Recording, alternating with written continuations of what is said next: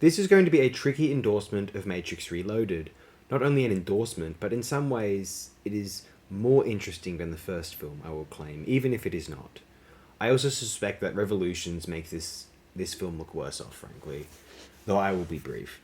Initially, I have read that the Wachowskis devised The Matrix, the first film, as a trilogy. Ultimately, they settled on forming that trilogy storyline within one film with a three-act structure. Upon the completion and enormous success of that film in 1999, the financiers encouraged a potentially profitable follow-up, so a Matrix trilogy would exist after all. Now, how I suspect this would have worked is the duo decided that they would formulate what they think or would like to happen next. What happens is, the Matrix sequel is a moment of blissful relief and joy from the creators. They loved their world, everyone else loved it, hailed them as geniuses, they follow their consciousness and just put pen to paper, everything they want to do, they think is cool, they follow through with. By the end, we have The Matrix Reloaded, not a careful, considerate, manicured sequel, but a series of ideas and sequences which followed on from the creative energy of the first film, and which excited the creators when scripting it.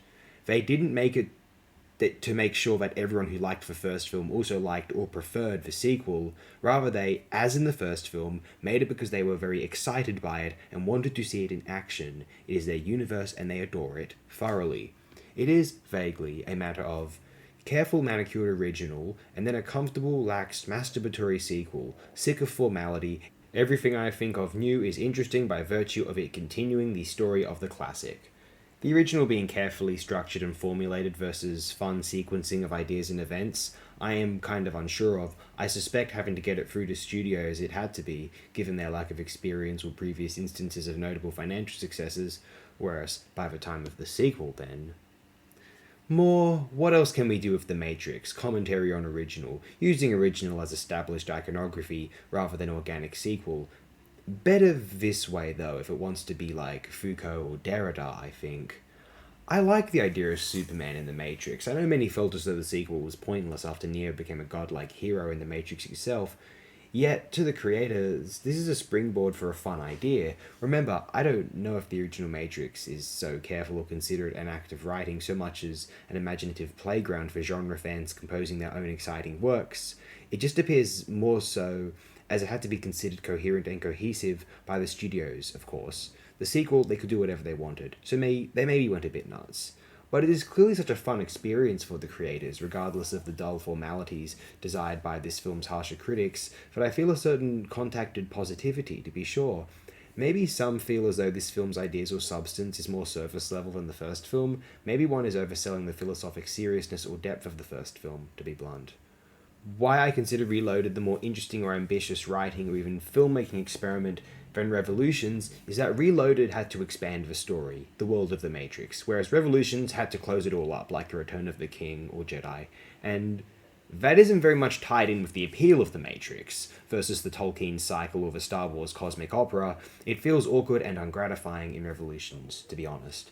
I'll discuss Matrix Revolutions more so at a later time, for sure, although I must say that I really appreciate the mild, or more so, deconstruction of the first film's proposed parameters and conceptions in Reloaded. See, Reloaded puts forth the idea that programs gain a certain sentience, despite operating as a function. The Matrix itself is not allowing anything to happen within itself without it intending for it.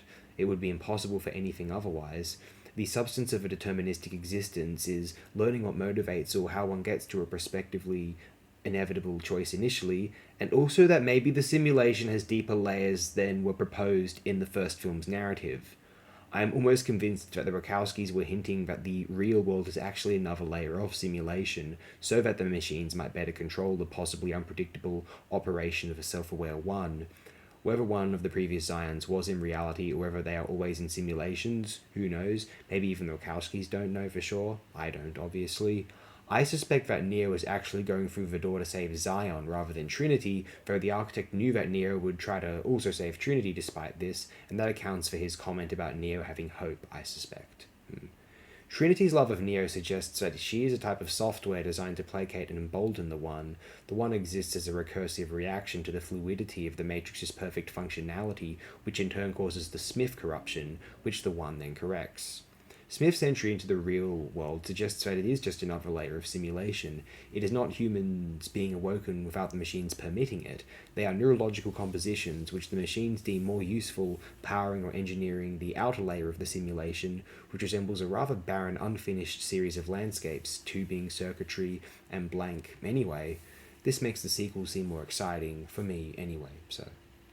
then it might be considered otherwise. But anyway, I didn't care for movie 4, though the Animatrix is quite stellar. Also endorsed that, actually. A very noble and ambitious creative endeavour at one time. The Matrix universe was one of the most enchanting fictional playgrounds of the early 21st century, the 2000s. My ideal Matrix 4 would have deconstructed even more. Way, way more indeed. A quote from Lena Wachowski from an interview conducted and published in 2012. What we were trying to achieve with the story overall was a shift. The same kind of shift that happens for Neo. That Neo goes from being in this sort of cocooned and programmed world to having to participate in the construction of meaning to his life. And we were like, well, can the audience go through the 3 movies and experience something similar to what the main character experiences? So the first movie is sort of typical in its approach. The second movie is deconstructionist, and it assaults all of the things that you thought to be true in the first movie, and so people get very upset. And they're like, stop attacking me, in the same way that people get upset with deconstructionist philosophy. I mean, Derrida and Foucault, these people upset us. And then the third movie is the most ambiguous, because it asks you to actually participate in the construction of meaning. Now, this description of the third film, I wish I was seeing what they were seeing in the third film, because to me this is more true of Reloaded than of Revolutions, but we'll get to that. We'll wrap this up here. Thank you anyone who has viewed this.